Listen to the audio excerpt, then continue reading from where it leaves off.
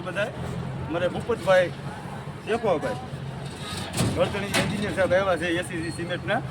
માલ કેવી રીતે બને છે ને કેવી રીતે આપણે તો આગળ પૂછીએ એન્જિનિયર સાહેબને કેવી રીતે માલ બને છે ને કેવી રીતે હું કરું પ્રોસેસ.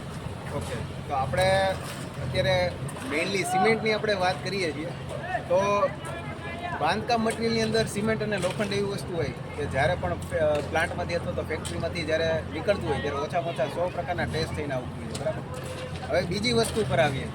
આપણે જ્યારે ઘરનું નિર્માણ કરતા હોઈએ તો બે વસ્તુને મુખ્ય પ્રાધાન્ય આપવામાં આવતું હોય છે. એક તો ઘરનું માળખું છે અને બીજી વસ્તુ છે ફિનિશિંગ, બરાબર. મેઇનલી આપણે ઘરના માળખાને આપણે ફોકસ કરવું જરૂરી છે. જેમ કે ધાબામાં વપરાયેલું લોખંડ અને ધાબામાં વપરાયેલી સિમેન્ટ, આ બે વસ્તુને જો તમારે ફેરફાર કરવો છે 5-10 વર્ષે તો એ તમે નહીં કરી શકો. પણ જો તમારે લાદી ટાઇલ્સ છે અથવા તો કલર છે 10 વર્ષે તમારે ચેન્જ કરવો હશે કલર, તો એ વસ્તુ તમે કરી શકો. એટલે બધા જ મકાન માલિકો તથા કોન્ટ્રાક્ટર મિત્રોને મારી એક ખાસ રિક્વેસ્ટ છે કે ભાઈ તમે સસ્તી વસ્તુ કરતાં સારી વસ્તુ વાપરો, બરાબર.